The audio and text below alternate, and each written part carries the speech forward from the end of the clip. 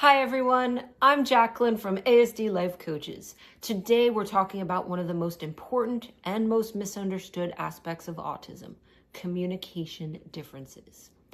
If you've ever felt like you're speaking a different language than the people around you, or you've been told you're too direct, too much, or too quiet, this video will finally make things make sense.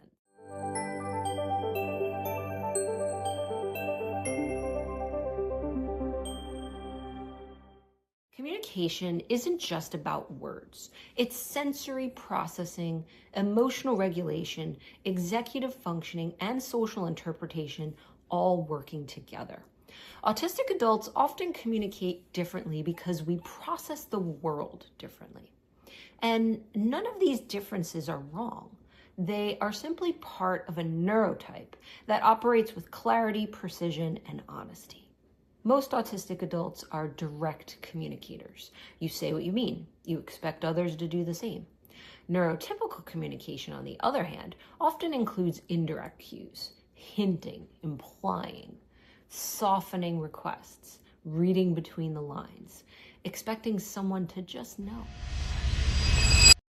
For autistic adults, this can feel confusing or even manipulative, not because you don't care, but because you rely on literal and explicit communication. Your directness is not a flaw, it's clarity. Autistic communication often includes needing a moment to think before responding, losing words when overwhelmed, needing conversations to slow down, processing deeply before speaking, preferring written communication in stressful moments. This isn't a lack of intelligence, it's actually the opposite. It's thorough processing. Your brain wants the whole picture before responding.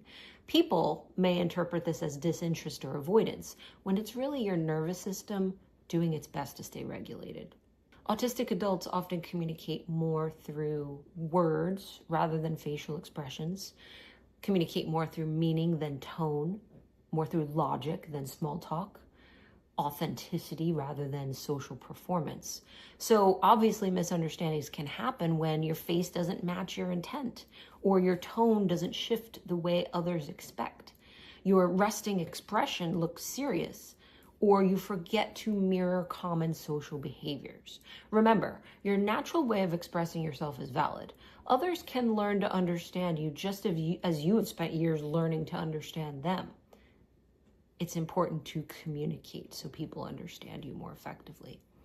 Now, when sensory overload or emotional stress hits, communication can then change dramatically.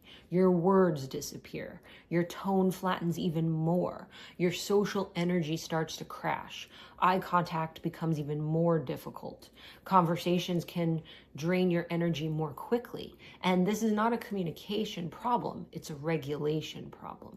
Your ability to communicate depends on the state of your nervous system, not your willingness.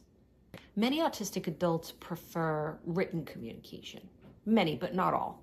Some like structured conversations, turn-taking with no interruptions, maybe direct questions or logical explanations, honesty over social niceties, more predictable topics, conversations that have purpose rather than small talk. You are not picky. These preferences reduce cognitive load and make communication more sustainable for you. Here are a few common misunderstandings that autistic adults face. You might hear someone say, "You're rude," when you're being direct, or "You're not engaged" when you're processing, or "You're overreacting" when sensory overload is affecting your communication.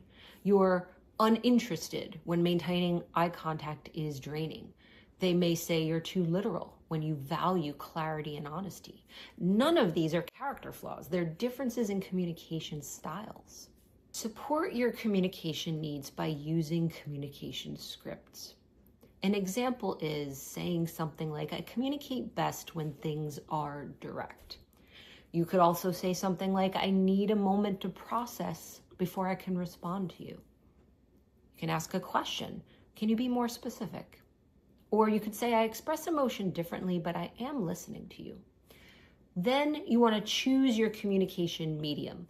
What works for you? written text, messaging, voice notes, whatever reduces pressure. Then we have to set some conversational boundaries. It's perfectly legitimate to say, I need a break, or can we come back to this later? There's too much noise. Let's step somewhere quieter. Advocate for people to understand you. It's okay to say I communicate differently, but I want to connect with you. Now let's do a little coaching exercise. Try this. A communication preferences map.